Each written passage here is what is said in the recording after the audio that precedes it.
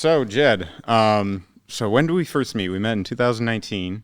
I believe I came here. I was seeking out an internship. Right. I decided I want a full-time career in filmmaking.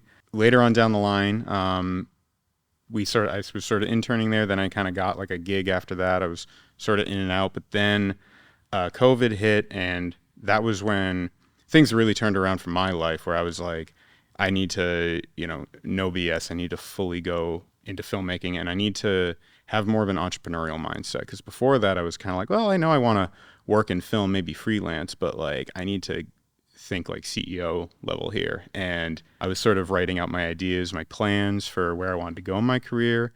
And I realized I needed a mentor. And you were the first person that popped in my head. I'm like, who do I know or do I know of who is exactly where I want to be? So that's where I sought you out. And we had a great first meeting. You really, in particular, you really put the idea in my mind to really think of myself and think of life as like I'm the main character, I'm the hero of my story, which no one really trained me to think like that. Parents, teachers, I wasn't really taught that way in school. And it was a really interesting perspective of not just viewing business, like how I should view company that I would want to start or whatever, but how to view life, be the hero of your story. Yeah. Dude, I remember when when we first sat down, I was like, what is this dude? What can he do? What skills does he have? And you had very lofty vision and dreams, and you were kind of like, how do we get there? Thank you.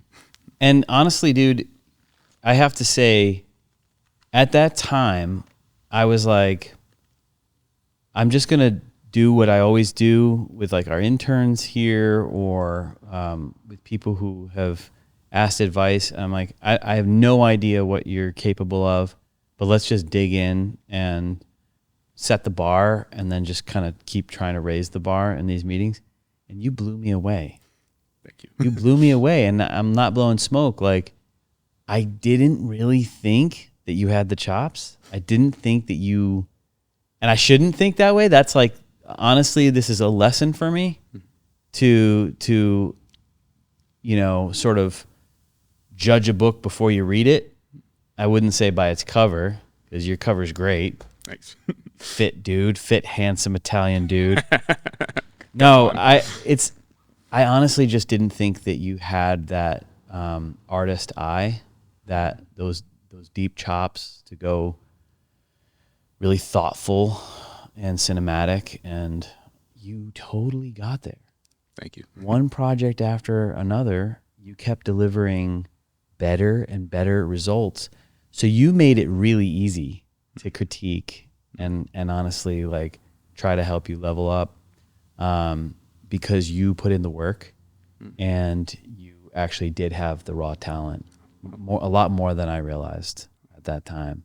Thank you. But yeah, the main character in the story, hearing you parrot that back kind of makes like, I cringe a little bit because the whole be the main character of your story, it sounds kind of egotistical. It sounds kind of prideful.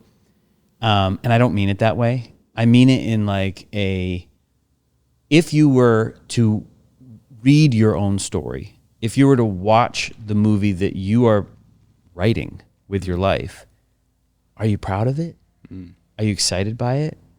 When you get to a moment where you have to make a difficult decision, are you going to root? Everyone is rooting for that hero of the story, the main character, but are you in real life going to do that hard thing that you need to do, that you would look back on and say, I'm so glad I did that. I didn't chicken out. Yeah. I put in the work. And that's what I mean by being the main. Obviously, you have to be a support character in everyone else's stories that are in your life, and like a guide sometimes, like this relationship, like the way that you asked me to be a guide, and an ally to a friend. Most of the time we're allies to those that are around us. What value can we provide? What can we do for them? Like, how selfless can we be?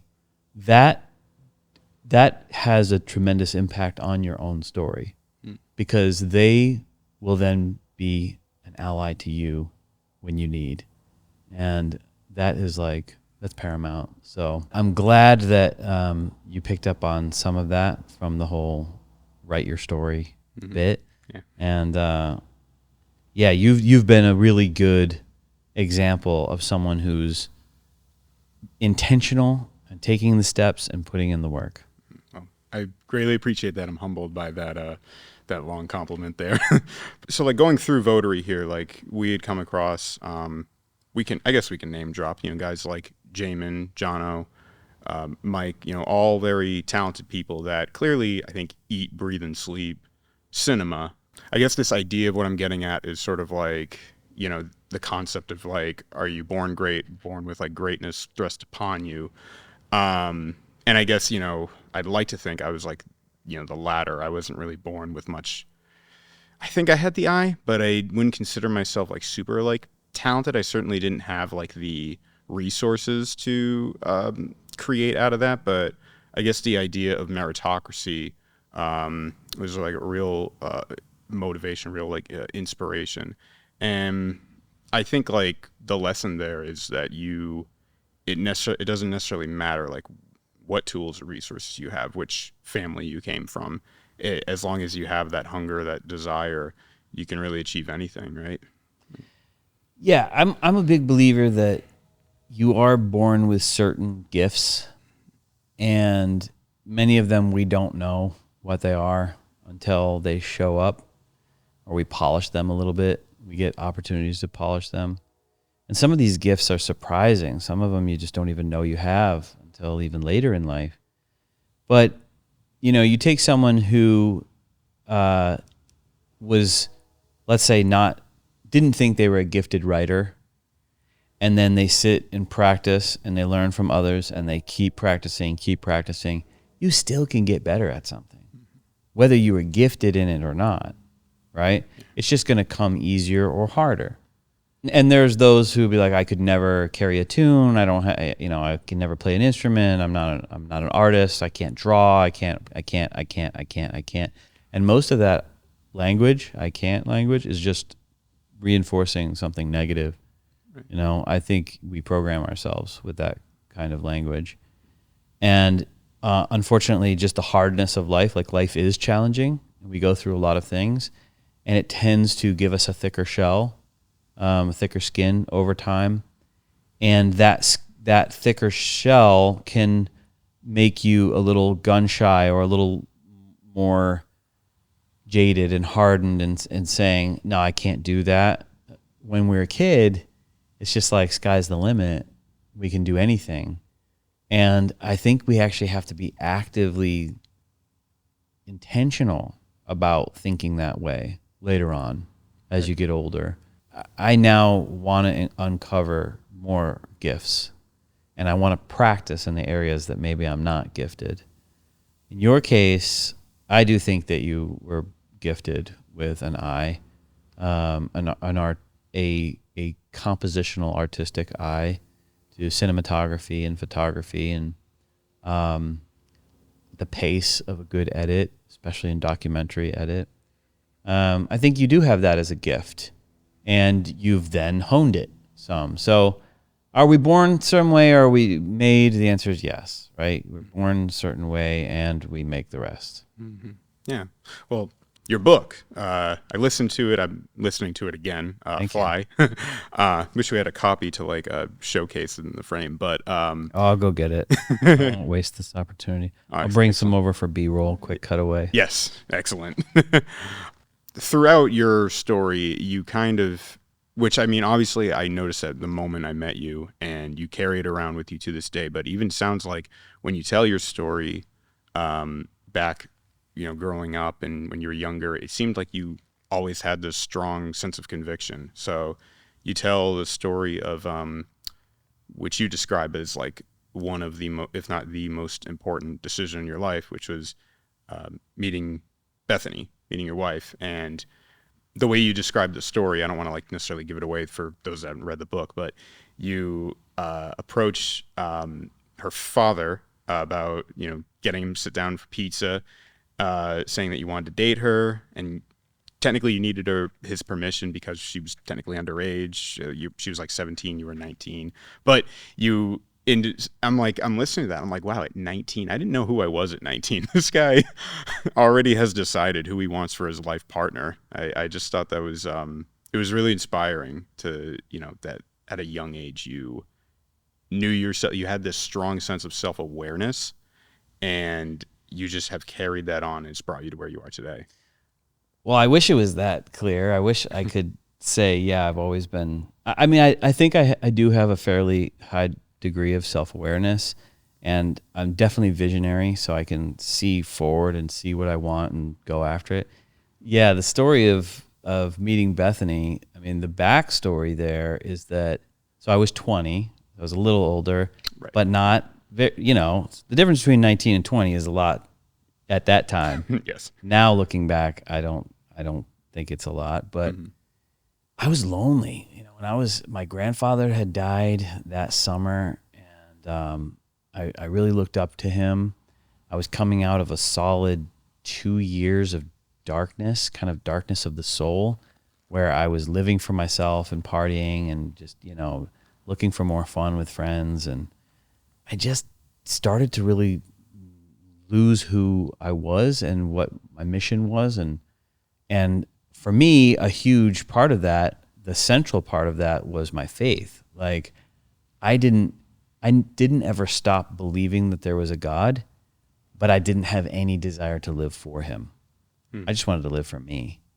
And that was in those 2 years. That's what led to 2 years of darkness, until it kind of all came to a head one night when I was quite literally sitting alone in the darkness in my apartment, and I felt awful.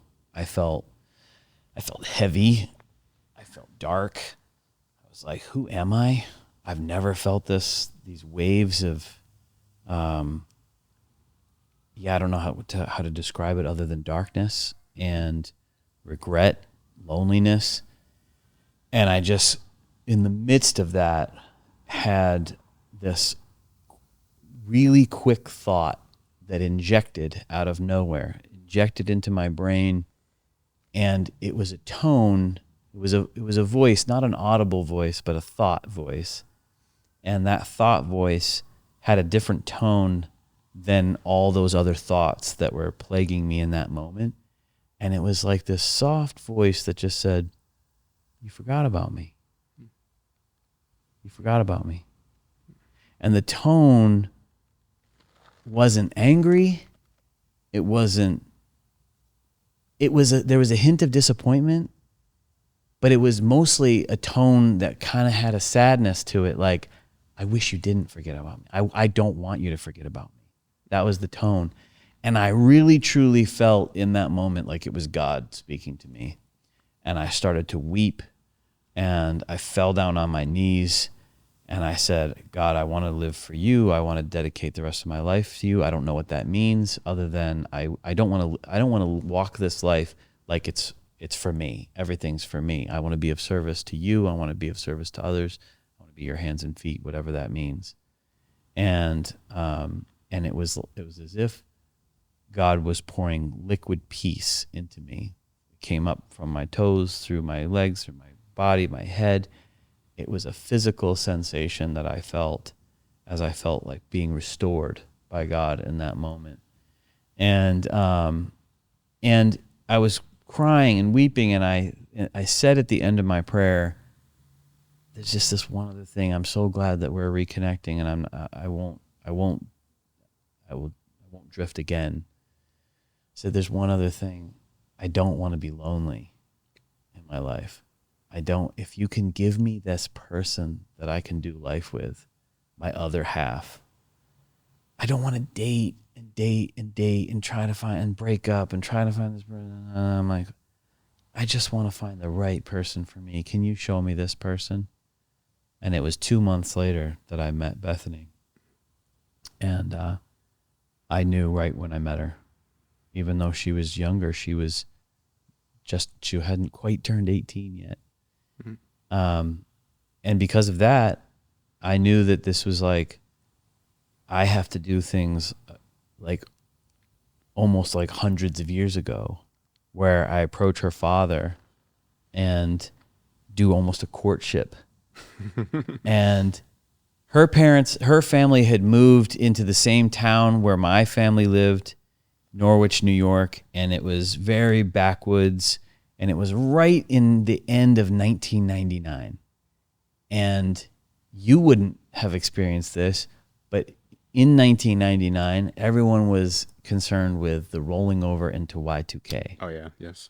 The fear of computers shutting the world down and electricity stopping and whatnot. So there was handfuls of people that in our community that were like, you know what, we're going to go live in the country, and we're going to be set up for the end of the world when Y2K happens. My parents they'd always just wanted to have a hobby farm. So they're like, well, we might as well get out of the city and have a hobby farm. And so they were living down there, and I was just visiting them. But Bethany's family had moved in, and we got to know each other in groups around other people. We didn't date. I took her father out for pizza and said, I want to date your daughter. And he was like, you can write her letters. You can call her on the phone, but you can't take her out on an alone date. He didn't trust me. And honestly, now that I'm a father, 5 boys and 1 little girl, I would be really protective of my girl too. So he and I went out for pizza many times over the next 6 months, and he and I became friends, good friends. And eventually he gave me his blessing to marry her. But I didn't ask her to marry me until our first alone date, which was 6 months later. Oh, it's a powerful story, I think, for especially people nowadays to hear that, when, especially in dating culture today, and you go on like social media, there's just so many effed up advice on like how you should approach people, the opposite genders. It almost kind of feels like now I get this sense that there's they're like the opposition in terms of like dating, and we kind of lose this sense of just finding like a good partner and finding someone who's gonna root for you in life and, you know, be by your side, and, you know, not seeking like arbitrary traits or anything like that, or not like listening to people that don't know what they're talking about, you know. I think it's important for people to hear to hear a story like that. Yeah, I mean, it sounds crazy to people. They're like, how are you going to get to know that person, whatever. But the key takeaway for me was just like, if you know, you know. And I knew that we were fully committed to each other. And when you're fully committed, you're going to learn together. You're going to get through things. And I fully knew we were going to get through things together, and we have. You know, this year marks 24 years. Congratulations. Thank you. Yeah. And I'm not against young marriage. I'm against uncommitted relationships. I'm against, I shouldn't say against, I'm not for. I think you need to, if you're getting married, you need to know this is it, in a good way, not a bad way. Like, thank God this is it. We have each other now. For the rest of our lives, we can strengthen each other and be real partners and go after things together, as opposed to being somewhat lonely and having one arm. I felt like I had one arm tied behind my back until I had my partner. Wow. Would you say, because like you said, it was a young marriage, and it this is obviously before Votary. Would you say that having that relationship early on, that foundation, like, had you not have had that, would you have taken like Votary to either launching or like what it is now, like without that partnership? No. I immediately, I was footloose and fancy free before, and I knew that I wanted to get married and have a family. But the moment that I did get married, I now had an incredible drive. It was like 10x my drive. Because if it's just you can kind of like go and do and dabble here. Like I was past that.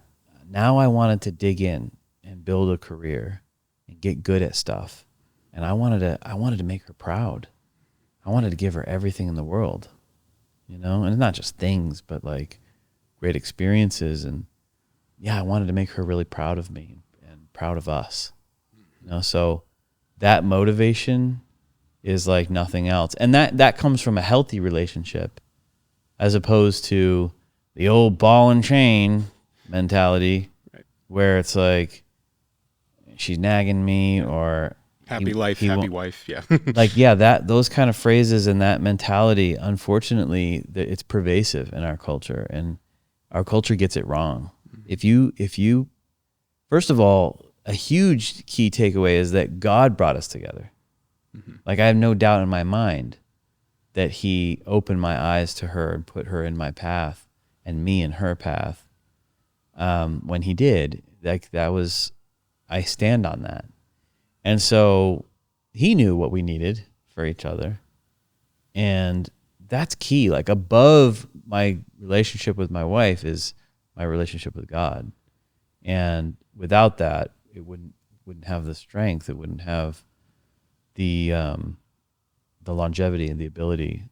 So yeah, if you do have that healthy perspective of that God gives us our purpose on this earth, and that if when we follow him, he actually sharpens our skills and brings our gifts to light, and helps us become the best version that we were designed to be. Like, he made us. He designed us to be this way. If you do that, then you're optimizing your life. Like, people think God's a big rule maker in the sky. No, he like delights in watching us use the gifts he gave us. Right? He wants us to flourish and to be creative. Right? He made us creative. So, and he made us for relationship. So, relationship with him and relationship with our partner, relationship with all those around us. So, no, Votary would never be what it is without that series of events of me really recommitting my life to God, and then digging in and building a healthy marriage with Bethany. We didn't start Votary for a number of years after that, and she was the one that was like, yes, we can pivot.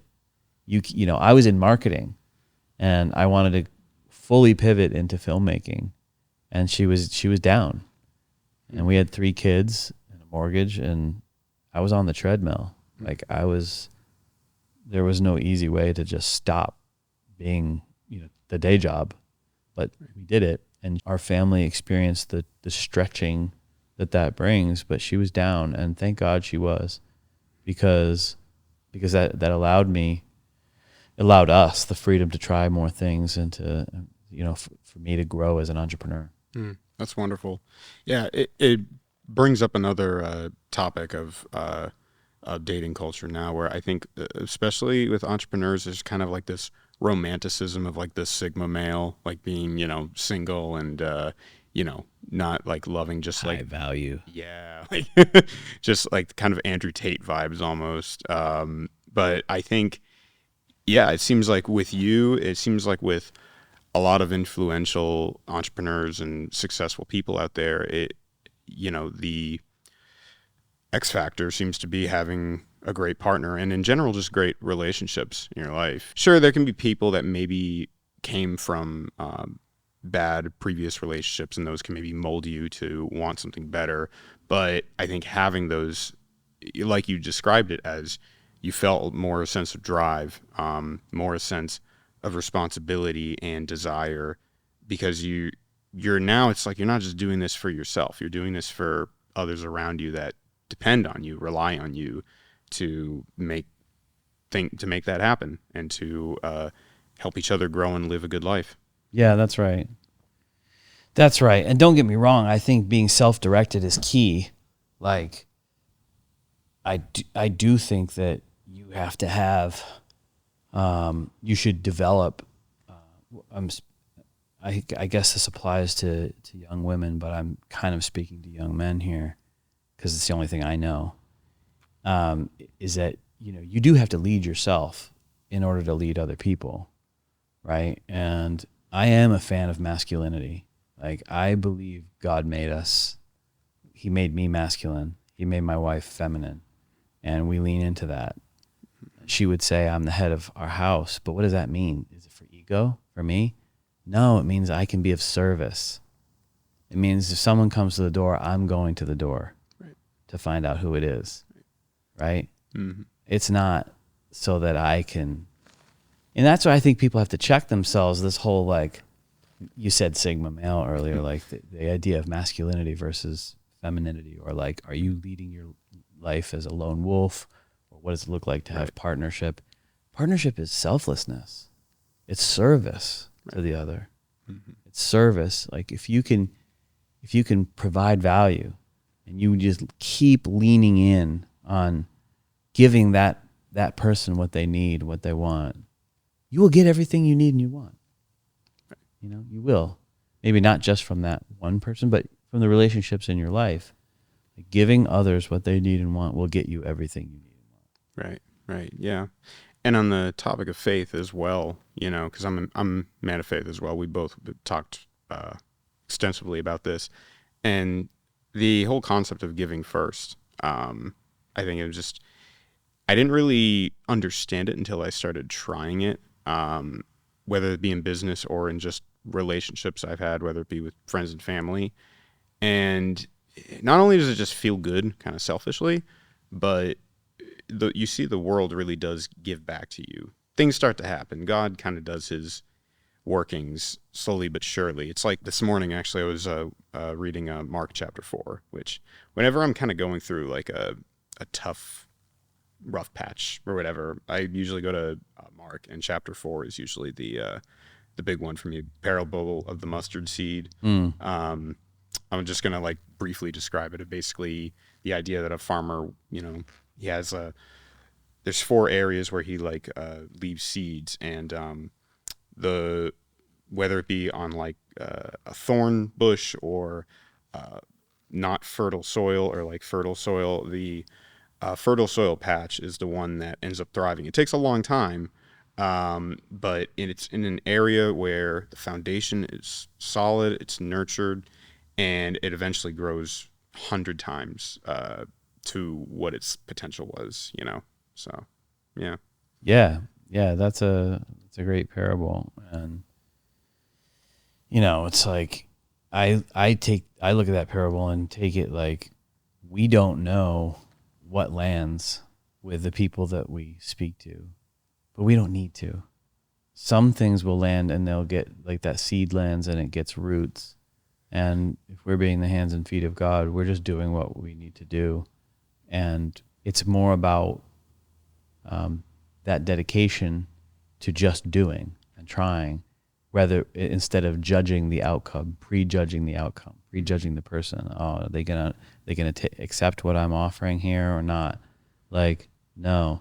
Some things are just seeds, and they sprout and get root over time. And I've had people contact me years later, be like, you said this thing to me one time, and I'm like, I don't remember. I don't even remember saying that. But I'm glad that I did. I'm glad that somehow that was useful to you in that moment. And that's really helpful when people come back and give you that feedback, because sometimes the soundtracks of our mind can be negative and say, you're not doing enough, you're not living up to your purpose, those kinds of things.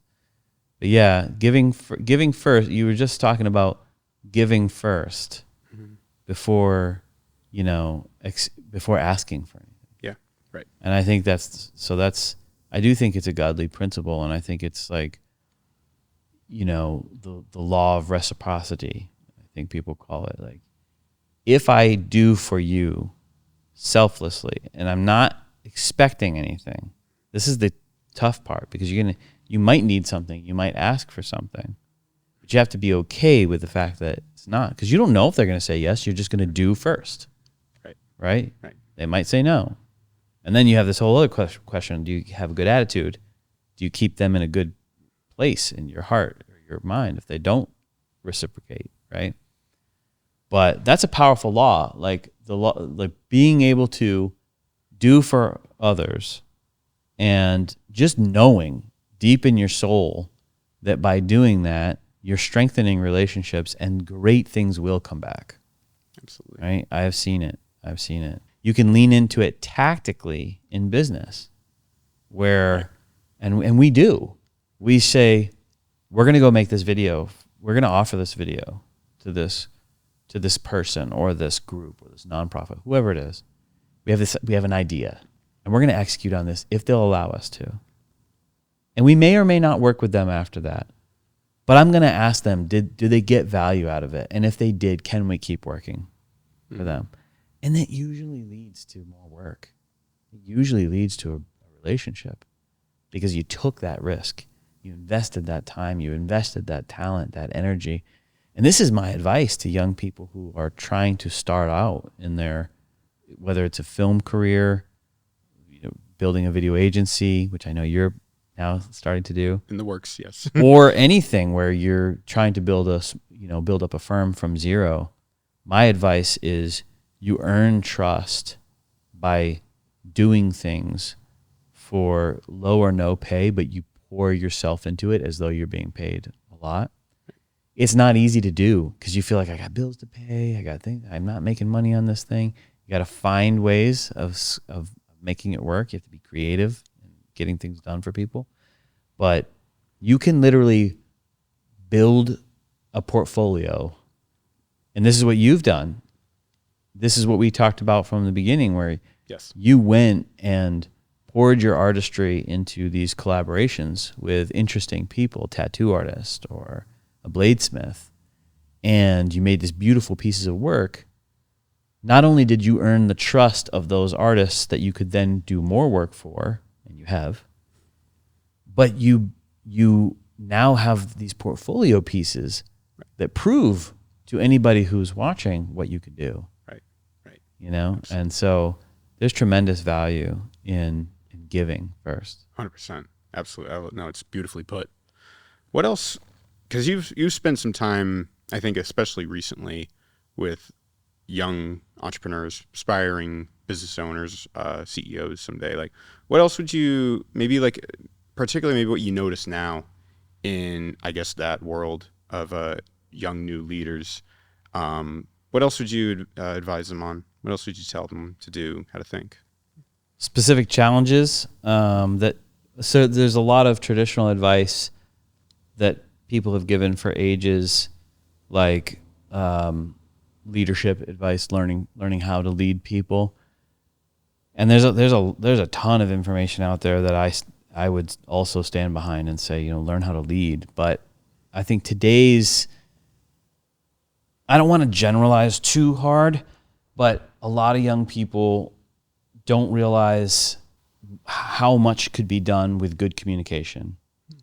Like leaning into great communication skills and not being afraid of the phone, not being afraid of jumping into a FaceTime with someone.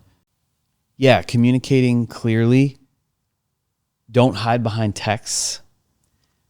A few more points. I would say be very careful with what you promise and then do what you promise. Mm-hmm. Be someone who, you can instantly stand out from the crowd by just replying to emails quickly or to calls quickly. And don't be someone who's like, oh, I'll get to that in a day or another. Like that ticking clock.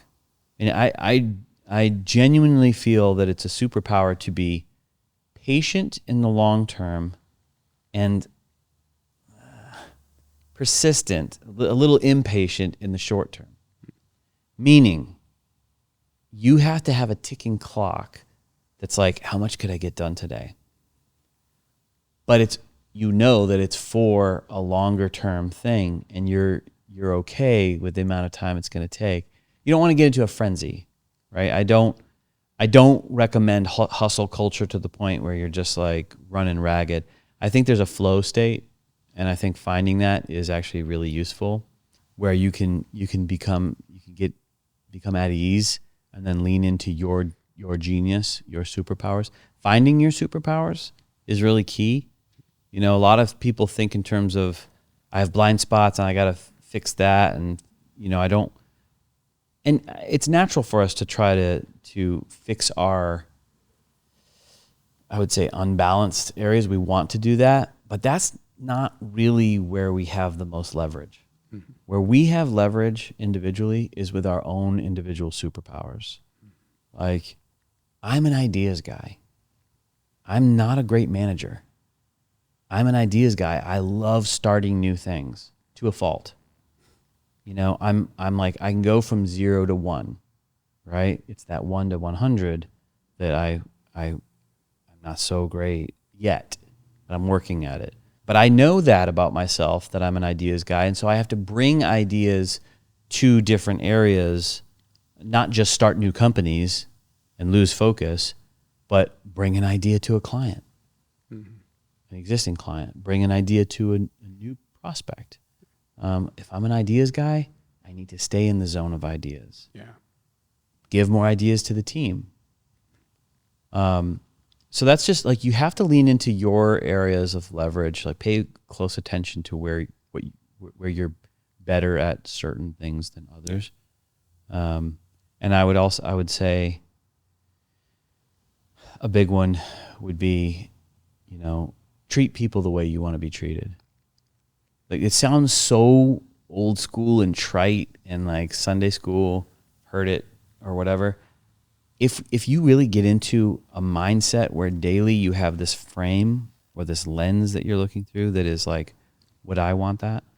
This thing I'm about to do or about to say, would I want that if I was on the other end? Mm-hmm. What would I want? If I was them, what would I want? Those are powerful, powerful questions. Very powerful words. If you start to shape your behaviors and what you choose to do based on what would you want if you were in their shoes, that's intense. Yeah. That you will start leapfrogging forward with your relationships and with progress. Mm-hmm. Yeah. You know, not just in your career, not just in money. And that's an area where we could talk too. But in all the aspects of your life that are meaningful, you know, relationships, and what you enjoy, where you feel purpose. You know, if you really are treating people the way you would want to be treated, it's a tremendous point of leverage. Absolutely. Well, and I love this idea of superpowers and like knowing your superpower, where you stand. And this is kind of a struggle I've had, especially recently.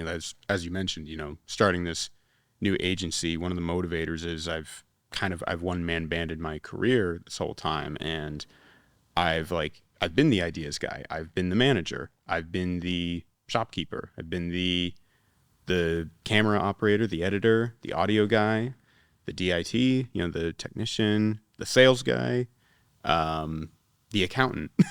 I've worn all these different hats, and the struggle, I think, has been, I mean, I know there are certain areas that I definitely don't want to do, but there's a lot that I'm like, I could do this, I could do that. How do you think, like, just finding out your superpowers, like, what do you think is a good practice for getting into that and having that keen self-awareness? I definitely think most of it comes from experimentation. You have to do these things and be, like you just said, self-aware while doing them. Do you feel like you're accelerating? Does it feel like there's a positive feedback loop, like the better you do, the more energy you get for it? Mm. That's an interesting question. Or is it a negative suck? Now, this is a little tricky, because when things get hard is when we get to experience a breakthrough. You should keep going until you get a breakthrough. And then when you do get a breakthrough, if you feel like you want to keep going after that, well, that means you just leveled up. If after you get a breakthrough, you reflect and you say, I'm glad that I learned what I learned, and I'm glad I got that breakthrough, but I actually don't think this is my superpower. You'll know. I think a lot of this is really just gut. Yeah. You'll know.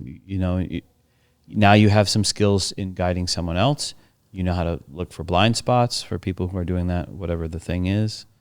And you need that, especially if you're going to be a CEO. You need to know a decent amount about a lot of things. Right. I wouldn't say a little about a lot of things. You need to know a decent amount about a lot of things.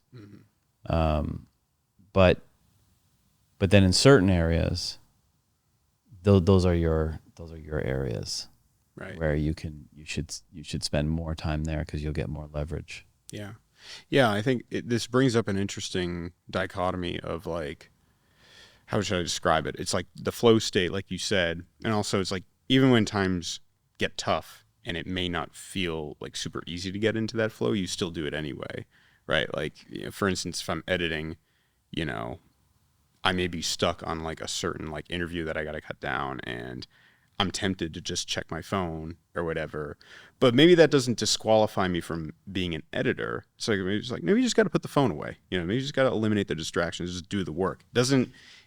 It doesn't just because it's a little harder for me to get in my flow state sometimes, it doesn't disqualify me from being a really good editor, maybe, as an example. Definitely not. I think even in our areas of genius or our superpowers, there's the temptation for distraction is always there. More so now than ever before, I think, in history. That is more about building habits, mental habits, emotional habits, to where we can control our focus and stay in it. Yeah, the idea of focus is really detached from genius or from the superpower thing. I think there are very distracted people who know their superpowers, and they are just distracted while they're in it. Yeah, eliminating distraction is this whole other thing that is really worthwhile, worth doing. Right. Talk about, I guess, the challenges that come with entrepreneurship and resiliency, whether it's in the start of running a company, of building a company, or maybe like later on, wherever you are in your career. I think challenges may come and they could be minimal or trivial, or they could be very threatening. And I think what some people don't understand is like, I think any job comes with challenges, and I'm not trying to downplay, the risks and challenges of any role, but I think especially when you're running a business, you could lose your livelihood could be at stake, as is, your employees. And these are all chapters that I think that are inevitable in the life of running a business. How do you navigate through these, again, bringing up Fly, again, your book. There's a really good story, which maybe I'll let you go into that if you want, of a moment where you were at your lowest, and to the point where the electricity in your home was out, I guess, and maybe even as we talked about earlier, the people that you have these amazing relationships with, you have a great foundation with your partners, even when they may start to doubt you, getting through these rough patches and maintaining faith in yourself, maintaining faith in the Lord, of course, to get through those hard times and building that resiliency, Yeah, hard times are hard. They're hard. I mean, one of the things that annoys me is in this BS culture of self-improvement is you listen or read these stories of people that got through hard times, and they're like, I went from this to this, and it's almost like their tone is that they'll never go back. I went from $0 in my bank account to $4 million. And sometimes I want to fast forward in their life and see if they ever went back to zero again. Somehow, if we could somehow know that. Right. Because the reality is life has ups and downs, and we want to try to act like we level up and arrive to a new place, and we're never going back to that old place. That's just not always true. If I'm being honest with you, I've had many times when I have said to myself, I'm never running out of money again. I got a team, I got a sales process, I've got and then the next year or 6 months later, I'm out of cash, no money. And I'm like, where did the sales go? What happened? I guess I'm not as good as I thought I was. I guess I'm not as secure as I thought I was. And then you're re-flooded with these thoughts and emotions and feelings. And it's in those times that it's not just the new challenges, it's also the revisiting old challenges that can be, you can be tempted to be a little maddened by it because you're like, I thought I was out of this. And this is not an area that people talk about enough. The idea where this thought that's like, I thought I graduated from that. But truthfully, we never fully graduate from anything. We learn little bits, and there are tools in our tool chest where when we come back to this, when we bump into this again, we have things we can do. We're not stuck. And that story that you were just referring to, I'll tell it quickly. It was back in 2010-ish. I had been trying to build a business for 3 years. I didn't have any money. I didn't have any prospects. I was sitting alone in my garage office, and I felt pretty miserable. We were 1 year behind on our mortgage payments for the house we lived in. We had been served letters from the county saying, we're going to auction your house. Like, we're going to repossess your house if you don't work something out. We had gotten letters from the electric company saying, we're going to shut your electricity off. And I'm in there in my emails saying, God, what do I do? I don't have any prospects. I don't have any money. I've got 5 kids, 5 boys. Bethany had already gone to the food pantry many times. There was no food stamps that we had at that moment. Although we'd had food, we'd done food stamps. It felt pretty dark again, and it felt pretty miserable. And while I was like trying to sort some of this out, my oldest son, Jai, who works with me, he's amazing. He's such I'll talk more about him. Amazing guy. In a little bit. He was there. He came in or something. He was sitting next to me, and I think he said something like, "Are we rich, Dad?" And I just wanted to fold in that moment. I just was crumbling inside. He's like, "Are we rich?" He's just a little 9-year-old, or something like that. Something like that. And I think I had some self-talk and some like trying to explain to him, like, of course when God looks down on the earth, he sees a lot of people. Many of them are in a tougher financial spot than when we're at. Many people living in the same home they don't have vehicles, they don't have access to health care, and worse, everybody in their situation is just like them, so there's not a lot of opportunity for them to change their situation. So I'm like trying to say these things to him to bolster my own like energy to get after finding a prospect somewhere in my emails or somewhere online or something, and the electricity turns off in that moment. And my computer goes dead. Lights go off. I'm like, I ran to the door, and the electric truck did a physical shut off and drove away. And I was just like, could it get worse? And the reality is it can always get worse. And you have to pattern interrupt. You have to do something by your will to keep yourself going.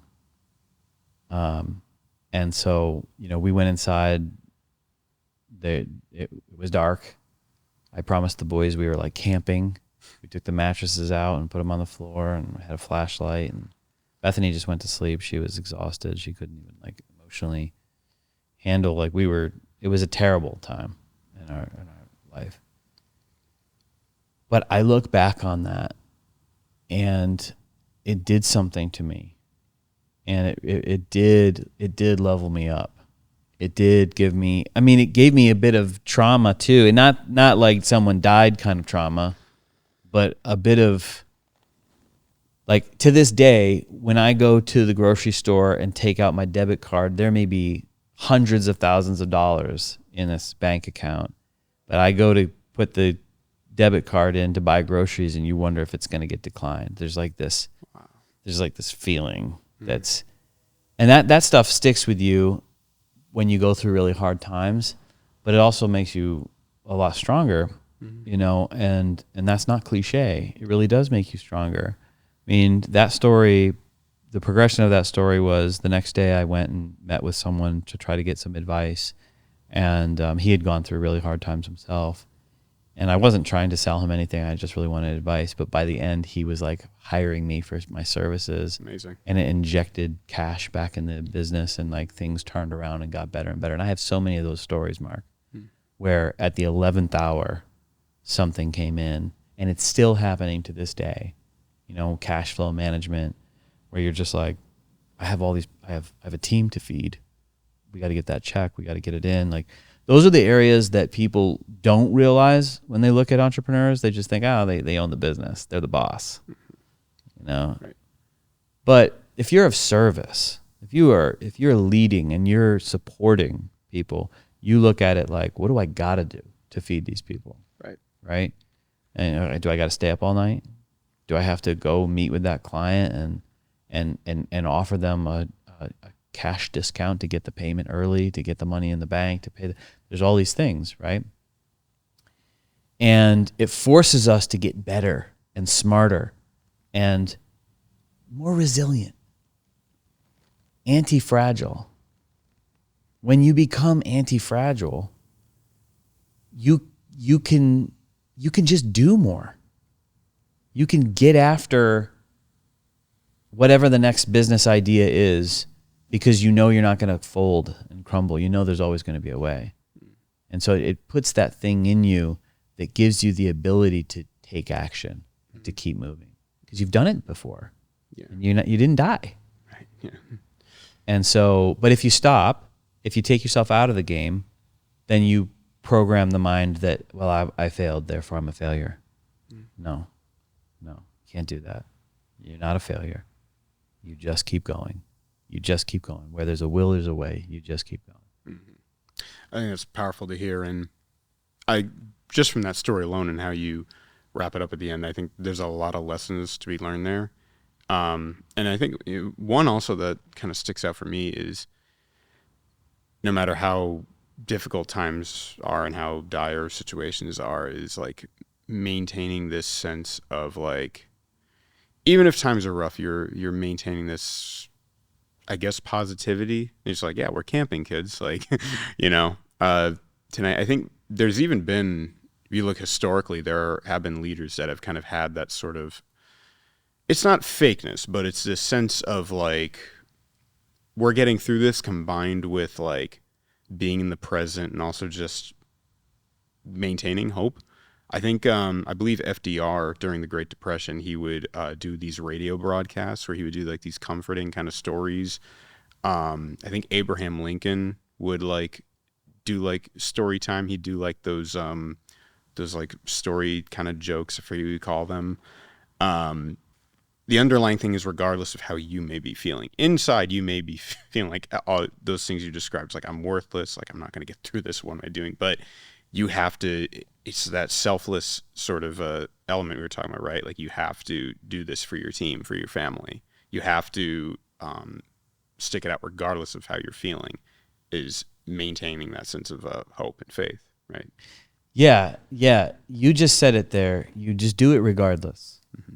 Because if we followed our feelings, I mean, there's days that I just want to, I have a victim mentality, and I hate to say that, but it creeps in, right? Where you're just like, oh, I hope everybody can see what a terrible time I'm having. I'm going to go crawl back into bed and act depressed. And those thoughts come into your head, and it's like, for what? For what? No, you have to just put one foot in front of the other and do the thing that's useful to other people, be of service, and you'll get through it. You'll get through it. You will walk through it. And it's miserable while you're walking through it, but so what? And miserable compared to what? That's another thing that helps me. I genuinely say to myself, well, I'm not in Nazi Germany. I'm not in a death camp right now. Yeah. You know, like Viktor Frankl Mm. in Man's Search for Meaning, he had this objective moment where in his mind's eye, he sees himself in this way better situation, and he realized, oh, I'm in this crazy human experiment right now. You know, he had no shoes on, his feet were frostbitten, he was starving to death, people were fighting for morsels of food. You never knew who was an informant or whatever. Like he was watching people die every day from this. It's hell. It's total hell. It's nothing like what I'm going through. Right. But in that moment, he still had an objective view on his life and said, oh, someday I'm going to be on the stage explaining what this was like scientifically to a group of students. And then suddenly the story of what he could see, it took on a whole different shape. And that gave him energy because of his objective view.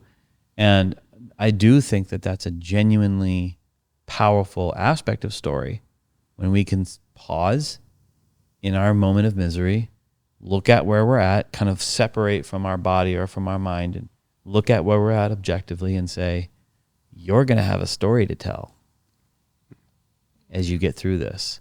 You're going to have a powerful story to tell. And not for the fun of telling that story, but because it will remind you and make you better and make you more resilient and get you through. And so I don't know about other people, and I hope people can experience what I've experienced with that, but I actually can inject a bit of energy in myself when I pause and think about the story that I'm writing in that moment, getting through. Right. Yeah, and I think a lot of that through, like we kind of already talked about this, but through, as those episodes may continue, those hardships may continue, you can always, I think, as long as you made it through maybe one big one, you can kind of, I don't want to say it gets easier, but it's maybe a bit more manageable and more, like you think back, like, you know, kind of a small example, but the idea of, you know, when you said about going to the grocery store and, you know, get credit card getting declined, it's like, well, you know, not only does it make you stronger, but that also, I think, can kind of make you smarter too about maybe money, for example, hypothetical. Through people that have seriously gone through hardship, I mean, I guess it's obvious, but that's where you find, I think, most resiliency. I think a lot of people today, maybe, I don't know if it's like they're not like challenging themselves or not putting themselves in challenging situations, you know, taking risks, that sort of thing. But maybe if there was more of that, especially at a young age, they would maybe ask themselves those questions more as like, am I in Nazi Germany? No. Or what else do you say? Like, am I, you know, that vision. Someday I will be on stage talking about this, you know. It's powerful. It's not something that I think naturally comes to mind when we're in the thick of problems like that. Pain is the greatest change maker. Pain motivates us to make changes. And a lot of people that are suffering from nonsensical, non-productive issues in their life, you know, mental disorder that you see out there. I'm not going to try to point the finger, but there's plenty of people and people groups that are suffering mentally. They're suffering because they haven't experienced getting after a vision, experiencing pain, breaking through, feeling the joy of that, and then continuing to level up. Many people have had a really, really comfortable life, especially here in America. Yeah. And everything's been provided for them. You know, you look at these college campuses and you see people melting down on all sides, like different people groups, whatever, what they think they believe. I don't fault them for that, but they're melting down in this way that's not productive. And the amount of tribalism and shouting down other people, and they don't have an answer to good logic when it's presented to them. It's just everything's emotions, everything's hyperbole and hysteria all the time. And I just think it's really unfortunate. And I guarantee you take that person, you pluck them out of America, you take them over into a third world country where they need to survive and they have real things to struggle with, and they'll change. They would change. They would be like, they would get better at life. I almost kind of wonder if the particular example, the youth in these college campuses, if maybe it's like a psychological kind of compensation for the fact that there isn't any danger. They have everything and anything they want and need. And I wonder if it's almost like either individually or in a group thing kind of thing where they have to, in our human nature, we have to have this sort of survivalist mentality in us. You have to get through conflict. Yeah. And so if you don't have conflict, you're going to manufacture conflict. Right. Yeah. Maybe the converse to that is like manufacture conflict in a positive, meaningful pursuit, like starting a business or going on a mission trip, something like that. Yeah, I would say you're not manufacturing conflict when you do that. You're going to encounter it. Mm-hmm. You're getting after a vision, and you're going to encounter conflict. If I have this acronym STORY that I like to talk about, and it's like see the goal, take action, overcome obstacles, reflect on what you've learned, yell it from the rooftops. Yeah. And that's your story acceleration, right? That's your book. Yeah, which we've kind of rebranded to call story growth. Story growth, okay. And it's really key, I think. Anybody that has a vision, sees the goal, and then takes action, they're going to experience conflict. And conflict is the most vital element of the story. Anything that's interesting that we ever watch or listen to or read in a story, it's only interesting because of the conflict. Right. So when we're in conflict, why wouldn't we think this is the meat of the story? This is the part of my story that's going to really matter. What do I do in this conflict? Right. And yes, it's good to have conflict if you're getting after a goal. Mm-hmm. Where a lot of these people break down is, they don't even necessarily know the goal. It's just some moving of goalposts all the time.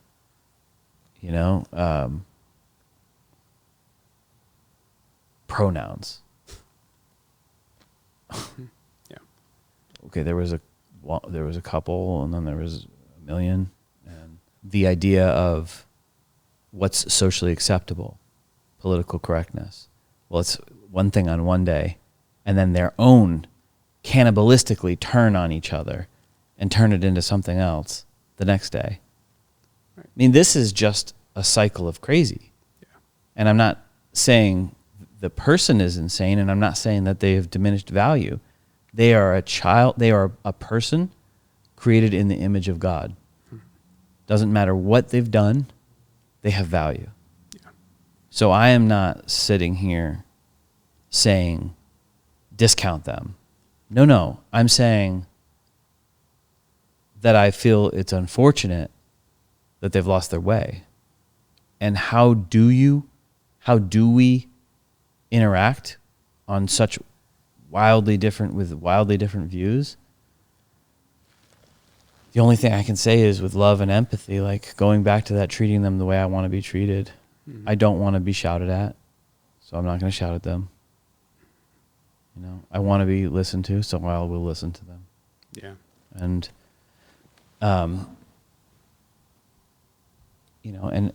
and many other, but it's like, that is what's needed for all people types. We're all humans. And if we need to listen to each other, we need to be patient and have conversation. We don't have to agree. That's okay. But the moment that we get into this like tribalistic, I'm not trying to understand you, I'm just trying to beat you, trying to win. now it's not productive. It's so easy for people to fall into that trap. And, you know, again, where faith comes in, I do believe those are all like the workings of the devil. And there's this idea that I kind of subscribe to. It's like if the devil can't necessarily get you, he'll distract you. And like you said, internally, these are good people. Everybody has value to offer. But if the devil can kind of misguide you a little bit, do little miswirings in your brain, you know, all it takes is like, to quote the Dark Knight, you know, the Joker, he's like, all it takes is a little push, you know, to set people into that sort of tribalist mindset. And then you have inverted productivity, I guess you would call it.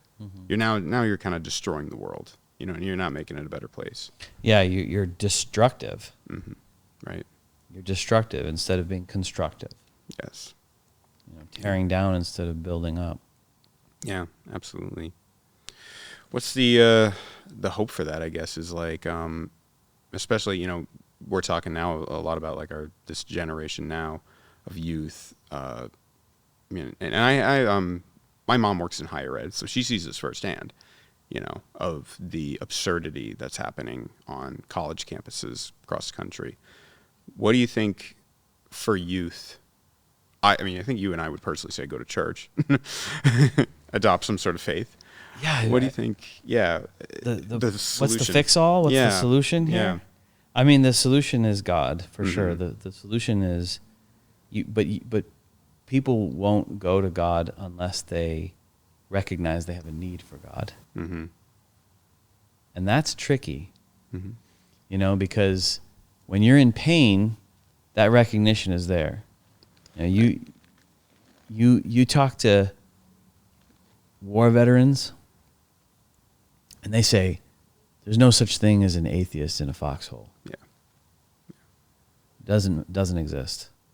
That level of fear, that level of pain that grips you, you're crying out to God. It's in us to seek a higher power. But if you don't have that pain, if you're living in what has been a pretty comfortable life, and you're manufacturing conflict like what we were talking about, well, you might not feel like you have any need for God, right? So pain, these historically, these societal cycles, they have big ups and big downs. We probably will have a lot more pain before people turn back to God, and I hope not. I see it as my duty to tell people what my experience has been. You know, I have a love for people. I don't want my friend, my fellow human, to experience suffering. I want them to have the peace that passes all understanding. Right. That's what God gives, is the peace that passes all understanding. If I pay a bill that's been nagging at me, that's a peace that's like, I paid that bill. I understand it. Right. But in the midst of turmoil, when God gives you a peace that passes all understanding, you realize, I don't have a reason for this peace, but he's given me this peace. That, for me, has been some of the biggest evidence for God. Yeah. Calming of the storm.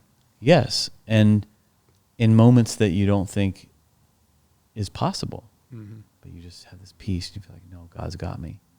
He's got me. He's got us. He's got our family. We're going to be fine. And then we are. You know, that's incredible.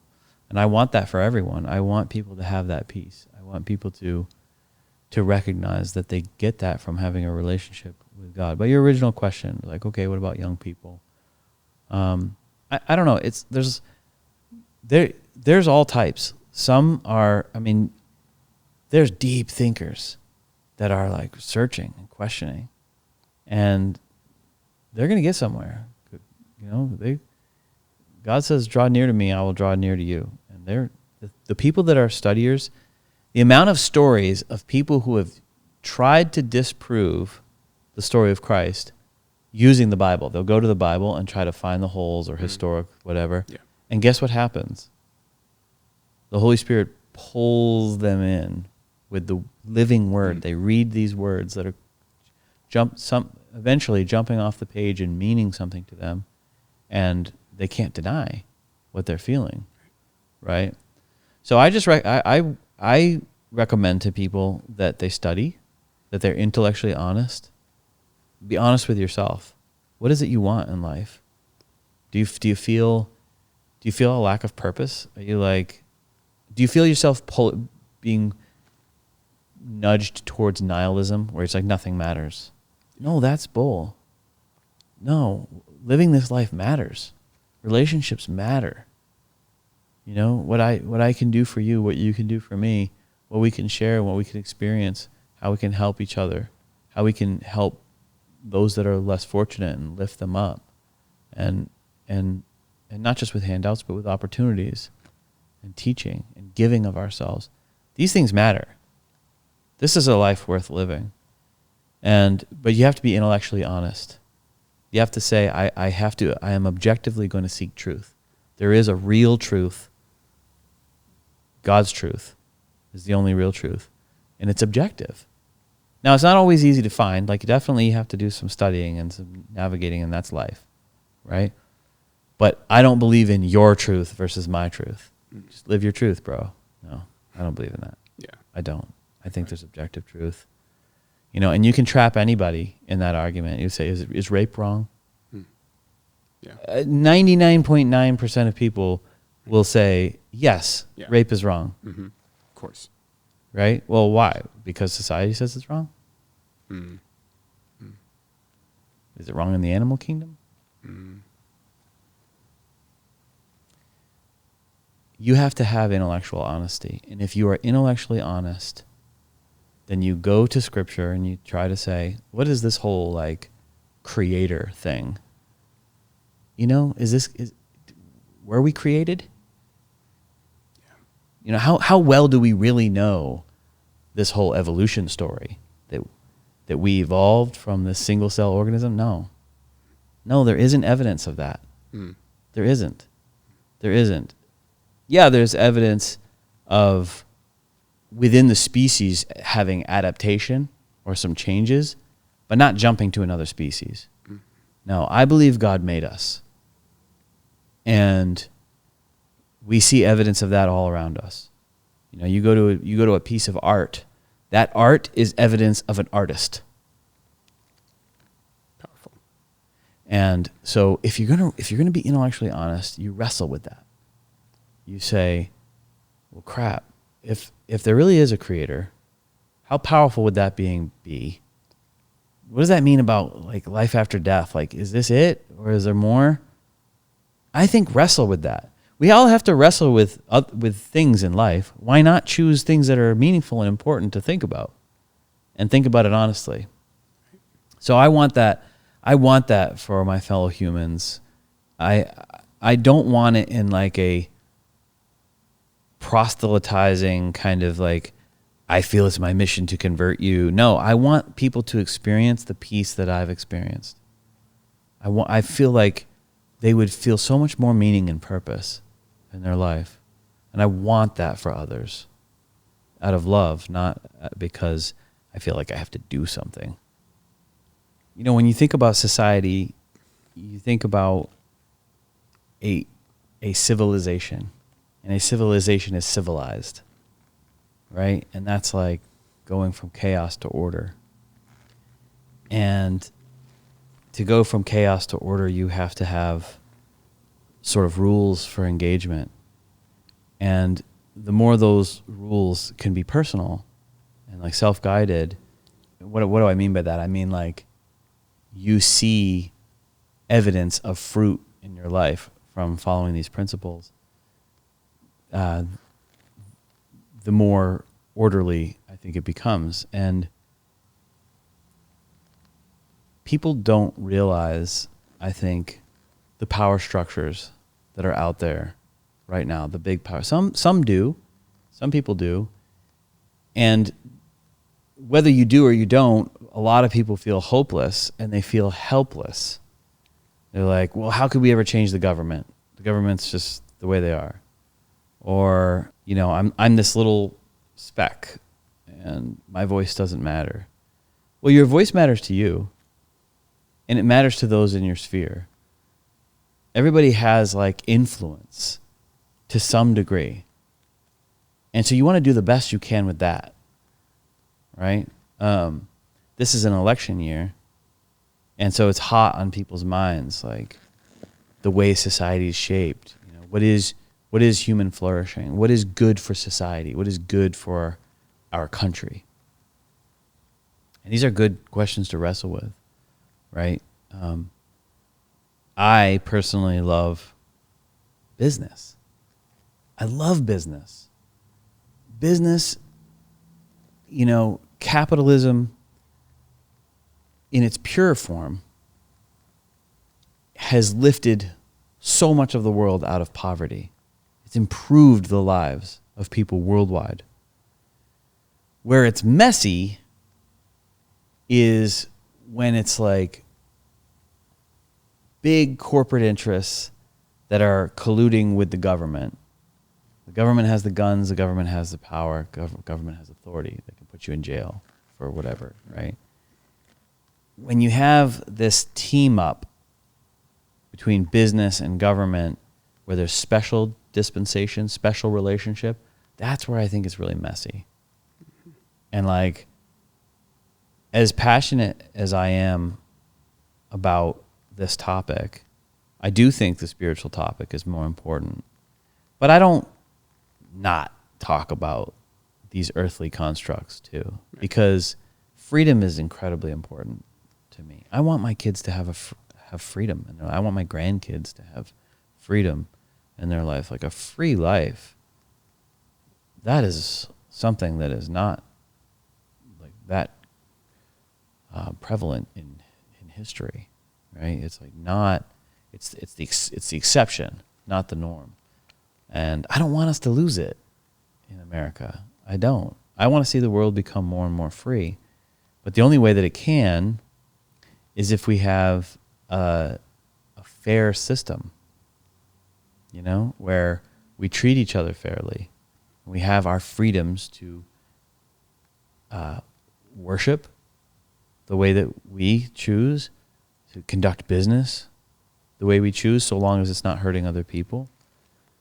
And pursue happiness, pursue life, right? We need those freedoms. Right. And that's something I definitely am concerned about. Is like losing more and more of those freedoms. I don't want that. I don't want that. I'm not sitting here worried. I'm not like afraid of the future, but I'm not willing to do nothing. Mm-hmm. I want to see these freedoms restored, maintained. And so like areas that I think are the big areas that would really improve our society, our country, is if we could have a fair election, if we knew that it was fair. Mm-hmm. You know, like I heard someone recently say, you know, we can count the money that's in our bank account. Like the ATM's not usually making a mistake, but we can't count these ballots properly. I agree. Or, you know, mail-in ballots, like the idea of fraud with like no voter ID needed. Like, no, I think we need ID. I think it's like you have a right to vote. We should have laws that actually track that. This should not be a difficult situation. No. The American public should not wonder or worry if the election was rigged or not. Right. It should be settled, you know, and we agree, and it's good. No matter who wins, it's a vote of the people. If we don't have that, so that's like a primary concern. Can we actually vote? Do we have a democracy, a republic that we can rely on, that we can believe in? And another thing would be the size of these corporate entities and the amount of influence that they have over their person, their horse in the race, their congressman, their any politician. Right. You know, I don't care that how big you get, how much I believe in like, that's not capitalism. That's not free market. It's globalism. That's globalism, and it's going after. This is where I think capitalism. You can't even call it capitalism that broke down. It's just greed and power grabbing, and I love business, but I don't love these sticky, shadowy rules of engagement where I'm going to buy my politician. If I'm big enough, I can buy my politician and keep this monopoly growing. Yep. No, I'm not into that. Yeah. So, like, if there are ways that we could limit that, laws or a constitutional amendment or something, we work with this organization called American Promise. And they're trying to pass a constitutional amendment that will keep big money out of the government.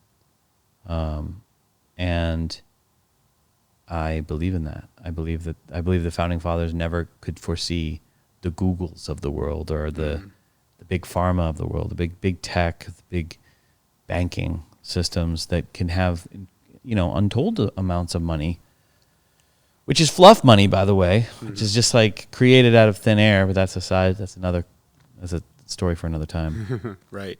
Well, it's important to talk about, especially for youth, but I think in general, is you don't realize, like, I know it sounds like the obvious, but you don't realize we are the very first country in the history of mankind on the world that we have these basic human rights written into law. And I think people just take that for granted now. And I know I sound like the toting, flag-waving freedom isn't free, but it's true. The reason why the founding fathers wrote that into the Constitution was because they had seen, historically, scores, hundreds of empires, regimes coming and going, and the basic underlying narrative was there, again, no freedoms, guaranteed into law, and like they saw how corrupt, how easy it was for even just a few people in power to come in. And again, we're kind of anticipating that with, like you said, big tech, big pharma, but also even politicians trying to, kind of like what I was saying earlier with like the devil, trying to just do those slight miswirings. I think that's all it really takes. And I think keeping that in mind, that firm sort of sense of, I guess constitutionalism, what you would call it. I recognize, because I love history and I love analyzing all different kinds of empires and, the wars and uprisings that have happened historically. And it's important to keep that in mind because it may not happen tomorrow, but, in our children's lifetime, sure.